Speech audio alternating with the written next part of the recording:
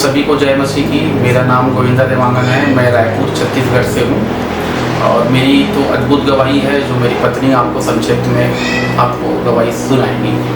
सबको जय मसीह की। मेरा नाम सुशीला देवांगन है। मैं रायपुर से हूँ और मैं पास्टर हरोम भारती से ऑनलाइन जुड़ती हूँ और उनके परिवार का एक हिस्सा हूँ, ऑनलाइन परिवार का। और मैं अपनी गवाही को देना चाहती हूँ। मेरी गवाही ये है कि जब परमेश्वर को नहीं जानते थे, उसके बाद जब जान गए और परमेश्वर के पास आए तो हमारे जीवन में परमेश्वर ने अद्भुत काम किया। और मैं गवाही से मैं आज इसलिए गवाही देना चाहती हूँ कि आपके भी जीवन में कई परिस्थितियाँ आती हैं कि आप भी कैसे उठे ऊपर, परमेश्वर में कैसे आगे बढ़े। इसीलिए मैं आपको ये गवाही को देना चाहती हूँ। और मेरी गवाही ये है, जब हमारी शादी हुई तो हम परमेश्वर को 2 से 3 महीने बाद जाने, और उस बीच में जब जाने तो हमारे घर में कुछ भी नहीं रहता था। और परमेश्वर के दास जब आते थे तो हमारे घर में बैठाने के लिए एक चेयर भी नहीं रहता था।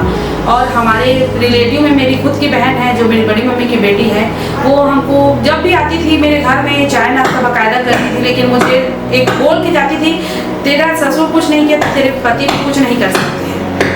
लेकिन मैं उस बातों को मन ही मन डिलीट करती थी। यीशु के नाम से मैं खंडित करती हूँ और उस बातों को मैं डिलीट करती थी। वो जो चीज़ के लिए मेरे को बोल के जाती थी, वो आए दिन आती थी और हर एक बातों के लिए बोल के जाती थी कि ये नहीं कर सकते तुम लोग, वो नहीं कर सकते। लेकिन मेरा परमेश्वर सब कुछ कर सकता है, उसे पता नहीं था। और मैंने जैसे ही वो मुझे नीचे गिराती थी, मेरा परमेश्वर ऊंचा उठाता था। और मैं प्रार्थना करती थी, उसी विषय को लेकर मैं प्रार्थना करती थी कि परमेश्वर तू मुझे आशीष दे। मेरे घर में आज बैठने के लिए नहीं है तो क्या हो गया, लेकिन तू सब कुछ कर सकता है। और मैं जैसे मुझे आता था, उस समय स्टार्टिंग था मेरा प्रेयर, मेरे को उतना नहीं आता था, लेकिन मैं जैसे आता था टूटी फूटी भाषा में मैं प्रेयर करती थी और परमेश्वर सुनता और उत्तर देता था।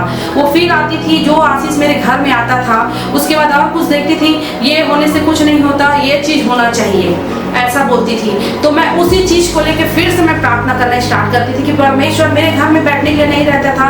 मेरे घर में सोफा फ्रिज आया, वो बोलती थी ये सब चीज़ कोई काम का नहीं है, सोना चांदी इंसान के पास होना चाहिए। तो मैं उस चीज़ के लिए परमेश्वर से प्रार्थना करते गई। और मेरे पास जब सोना चांदी आ गया, वो व्यक्ति आके बोलती थी कि ये सब कोई काम का नहीं, घर होना चाहिए इंसान के पास, तेरे पास तो घर नहीं है। तो फिर मैं उस चीज़ के लिए मैं प्रार्थना करते गई, परमेश्वर जिस घर को यहोवा ना बनाया उसके बनाने वाले का परिश्रम व्यर्थ है, खुदा तू मेरे घर को बनाया, ऐसे करके मैं प्रार्थना करते गई। और परमेश्वर ने अद्भुत काम किया। हमारे पास 1 रुपया भी हम नहीं रखे थे कि हम रजिस्ट्री वाला घर ले सके या जमीन ले सके, लेकिन परमेश्वर ने ऐसे अद्भुत तरीके से हमारे जीवन में कार्य किया कि उसने हमें रजिस्ट्री वाला, वो भी 1 मंजिल नहीं 3-3 मंजिल घर बना के परमेश्वर ने हमें दिया। इसलिए परमेश्वर का धन्यवाद करती हूँ। आपके जीवन में भी जैसे लोग आपको नीचे गिराते हैं, खुदा वही जगह में उठाने के लिए खड़ा है।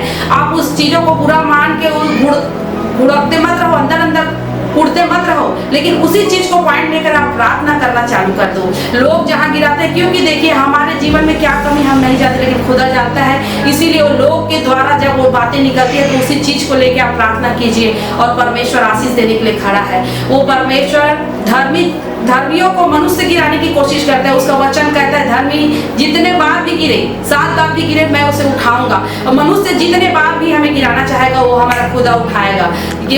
यही वचन परमेश्वर का है और परमेश्वर अपने वचन के द्वारा कार्य करता है। आप भी वचन लेके प्रार्थना कीजिए और विश्वास करिए कि परमेश्वर है और सब कुछ कर सकता है। उसके लिए कोई काम कठिन नहीं है। विश्वास करने वालों के लिए सब कुछ हो सकता है। सबको जय मसीह।